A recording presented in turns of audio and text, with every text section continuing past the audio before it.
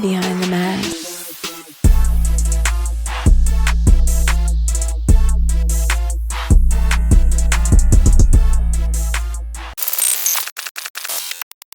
Welcome back to the Behind the Mask podcast, powered by Yellowwood. Spikes, typically we have some football guys on the show, but today we got the Hoopers in the building. Auburn Tigers basketball players, Johni Broome, JP Pegues, and Denver Jones. Gentlemen, welcome to the podcast. Y'all doing all right today? How you doing? Everything good, man. Everything good. So look, man, I know you guys did the damn thing last year, SEC champions. What are you guys most looking forward to this year with the Auburn Tigers basketball program? Start with you, man. I'll just say, you know what I'm saying, do what we did last year, but do more. You know what I'm saying? We won the SEC championship. You know, we're trying to win the regular season championship as well this year. And then, you know, get in March and make some noise in March, get far in March, because we have the team, especially this year with the returners and the transfers and our freshmen to do it again and go way further. I say I'm probably looking forward to, you know, just experiencing new things, playing at a higher level, playing with some better guys, and you know, the goal is to win national championship, but we just want to win every game possible. So with me, I'm just looking forward to our non-conference schedule that we got built up leading into our conference play. I feel like we got great teams to play against that's going to prep us for our conference play that's going to help us win that regular season, win that SEC championship, and then win that national when we get there. So Denver, this question is for you. Clearly, camp really just started for you guys. You just started up practice, and it's a lot of new faces in the building. And with the transfer portal that's now open up, how do you see, and this is a question for all of you guys, but I'm gonna start with you, Denver. How hard is it to be able to gel with people coming from different places? So most of the time when you have transfers coming in, there was the best player at their last school. So when they come here, basically like they on the same mindset. Yeah. And sometimes like us like returning guys, we just got sometimes let them know the culture, let them know how we play, let them know just basically how we do things here as far as like coaching, as far as being on time, schedule wise. So That part. I feel like that's like the main little piece as far as gelling with players out of transfer portal. What about you, bro? Like Denver said, to piggyback, I think it starts with our coaching staff. You know, when the people who we're going to get, you know, like we got JP here. We got a couple more transfers, Miles, Turtle. We got 2 freshmen, Jakai and Tahad. But it's about bringing in good people who all have the same goals as us. You know, JP came here wanting to win, and we want to win again. So he know coming here what we did last year, and he want to try to make an impact and wants to get back and do better. So I feel like, you know, once everybody is going in the same direction, I feel like that's the only way, you know what I'm saying, we're going to work. You know, like he said, me being a new guy and this being my first year here, I think it's been a pretty good process in terms of just gelling with the guys, because like he said, you know, when I came on my visit, I see that they were on the same mindset that I was. So when you got guys that got the same mission and the same goal, it's easier than you think, you know what I mean? So that's how I say it. So JP, let me ask you this. You went into the transfer portal, right? Came in April. Obviously, you had a ton of schools you could have picked. Why did you pick Coach Pearl and Auburn University? I think, you know, just the presentation that they had, you know, before I came. The bag? That bag? I say, Cha-ching! I say the biggest thing about it was the opportunity for me. I think just coming in on my visit and seeing the guys they had, you know, and just seeing like the impact that the guys before me, like Denver, for example, seeing him, he was new last year. So seeing the impact that he was able to come in and have, and, you know, they kind of, you know, let him rock and stuff like that. That's something that kind of spoke to me. And then them coming off an SEC championship, I think that was big because I wanted to be a part of a winning program. Obviously, it's game day, football-wise. Big game playing against Oklahoma. Talk about how important it is, and I'll start with you, Broome. How important it is, bro, to be like, to have, you guys have recruits coming in and this is the first inclination that they get of what Auburn has to offer. Like, what is the goal to make sure that your recruit has a good time and that it's memorable, and him understanding and knowing basketball is going to take care of itself, but this is what else we also have to offer? I feel like it's a community thing. You know, it starts with us, obviously. You know, we have to show them how we play. We have to let them go to practice, let them see how we compete in practice, letting the coaches coach us, you know, and showing them what he's welcome into, but then also coming out here, walking through the tailgates, you know, meeting people in Auburn, around Auburn, and then welcoming them as well, you know, taking them to the football game and showing them, you know, our football team get a win. You know, everybody celebrating, showing them what it's like, how everybody's all happy, the highs of, you know, what Auburn can be. You know, come out, watch a good football game, and then just be in the community, be around, and everybody just, you know, are the Auburn family, and let them, like, you know, comfort them as well. Denver, let me ask you this. SEC champions last year, right? So now you guys have a bullseye on your back. Is there any added pressure to repeat and then move further in the tournament? I feel like it's going to be a little pressure just because what we did last year and the type team we got coming back this year as far as returners and the transfers that we got. But in reality, I think we're going to be good, though. That's all we got to do. We just got, once we lock in, once we figure out how we do things, once they figure out how we do things, get our culture really down packed. Like, y'all seen practice today, y'all would have seen Dylan in there going crazy. Yeah. Like, that's just him every day. And, like, on the court, off the court, obviously, like, he's the best person off the court, but on the court, like, he crazy. But that's just let you know, like, the type of team, type of coach that we have here. Yeah. And, like, that's what we're trying to build. Clearly, this is your last year, senior season, right? What's the goal, bro? What's the goal? Man, I only got one goal in my eye, man. That's just to win it all. Win it all. That's what I want to do before I graduate. You heard it right here on BTM. My boy say he wants to win it all. Win it all. Win it all. JP, I got one question, too. We saw where Coach Pearl said JP is a winner. So that's high accolades from the head coach as someone that's transferring in. What do you think Coach Pearl meant about you when he said those words? I think he kind of meant all the things that it takes to win. Just being a good person, a great teammate, you know, being a hard worker. I feel like all those are all things that attribute to winning. And if you can do that consistently on a daily basis, then, you know, eventually that's going to be your result.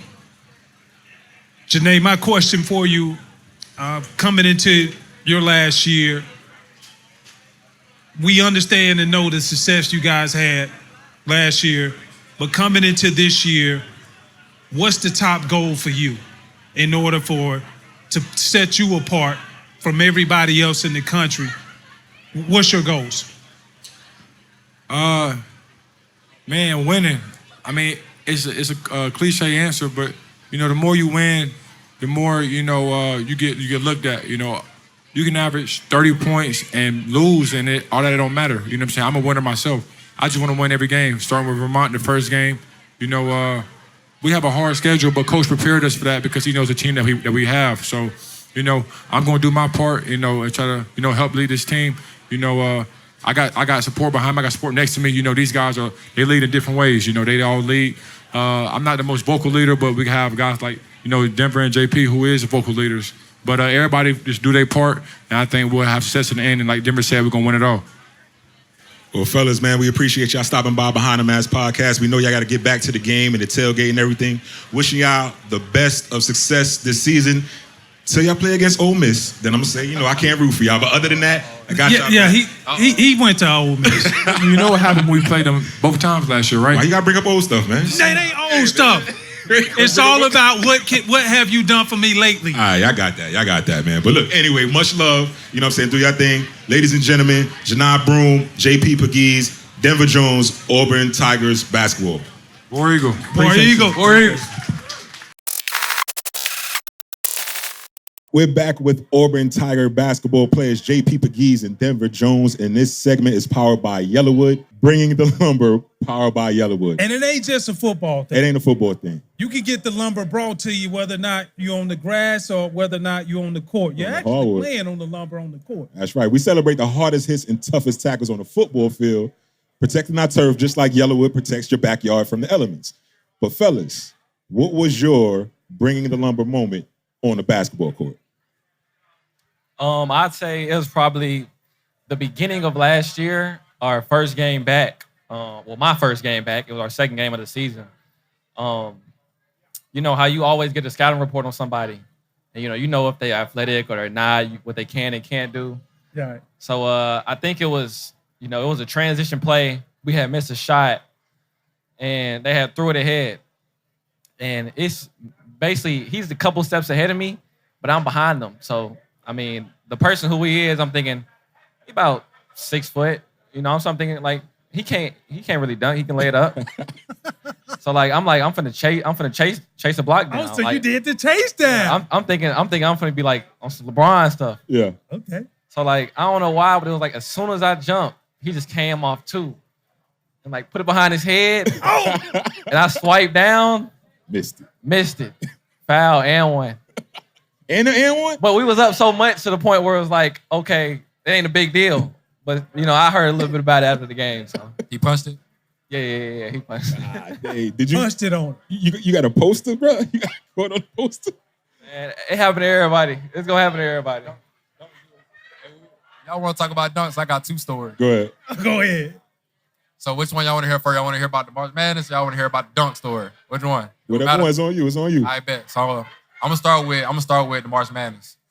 So obviously, for everybody, we lost to Yale last year, in March Madness. So during that experience, I'm in the game. So you look at this on documentaries and you see, you be like, dang, all season he did okay all season, but when it came March Madness, he teed up on a different level. Man, this dude from Yale came out. I knew what type of day it was going to be by the time when the second half started. If y'all know me just from last year, I play a little bit of defense. So I'm playing defense on him, and he tried to post me up. And mind you, he's smaller than me. Yeah. So I'm like, okay. He trying you. Yeah, so I'm like, okay, he not finna move me. I bet I'm accept the challenge. He hit me twice. Bob. I know. I'm like, okay, he has to shoot a step back over me in order to make the shot. That's the only way. Yeah. So I'm reading the step back. He does a step back. He's a lefty. I jump for it. I meet him the Kobe contest. You meet him like this. Yeah. Mid-shot, he yells at the ref on the baseline, foul, ref, mid-shot, and shot it. And I watched it go up and then went in all net. So I'm like, oh, we getting March Madness on right now. So that was my whole experience while I'm trying to play. Right. So now I'm going to give y'all the second story about, what happened to me. So I'll never forget this. This is my first time ever being dunked on in the game. So I'm in high school. I went to Tennessee Prep, and I had just transferred there. So probably about my 3rd or 4th game, we playing Prolific Prep. So I forget bro name, but I just know he was 6'6", stocky, built like Simo on our team. If y'all know Simo, y'all know how he built. Man, our point guard just turned the ball over. I'm the only one back. It's a 2-on-1. So, buddy he dunked the ball, he got the ball. So I'm like, okay, bet. I seen him in layup line. I'm like, okay, he got bounced. I seen him. Okay. So bet. you already peeked him out earlier. So I'm ready. I'm ready for anything. I'm like, okay, he not gonna dunk on me. That's one thing he not finna do. So I'm like, okay, in my mind, I'm like, I bet. So I'm acting so I'm just jumping at him a little bit, see if he gonna try and Euro step or something. So I jump at him, fake, and I come back because I'm trying to jump before he jumped. I jumped before he jumped, but when I jumped, he jumped off one. And he was a lefty too. Oh, did you play the right side or the left side? He was on the left side. He was on the left side of the court. So his right hand was going in the middle. So he was going on the corner of the rim. But when he jumped, I'm already in the air. He elbows me mid-air. And then goes around to the side and dunks on me. Hey. And then look, I got taken out the game. You couldn't even get no get back. Nah, we got get back though. And I got back in the game. Trust me, I got get back. You know what I'm saying? Had to show some stuff, but yeah, that's one thing I'll never forget though. That happened to me. How does it feel when y'all get dunked on? Because I was telling Spikes earlier, I didn't have hops when I played, so I used to run away from people when they skied. I was not standing under the rim. So do y'all be clowning each other when y'all get, banged on or? Yeah, I think most definitely. And it's crazy because like you almost get like, I don't want to say PTSD from it, but like that's the stuff you never forget. You know what I mean? Like I'm like you. Like if I might try to foul the dude before he throw the hoop or something like that. But now like I'm paying attention to everything. I'm looking at the other team in the layup line, seeing who can jump, who can't. You know what I mean? So I feel like the best thing is know your limits. Know who got bounced and know who don't got bounced. And then whoever don't got bounced here on the break, I'm jumping. But if I see you got bounced, I'm going to body you up way before you get to the rim. You're not going to try to dunk on me. No doubt, man. JP Pegues, Denver Jones, we appreciate you. Bring in the lumber, powered by Yellowwood. Appreciate y'all. Appreciate y'all. thanks for having us. Bringing the lumber, powered by Yellowwood. Built for the biggest hits on the field and in your backyard. Celebrating those who go all out to protect their turf, just like Yellowwood protects your backyard from the elements.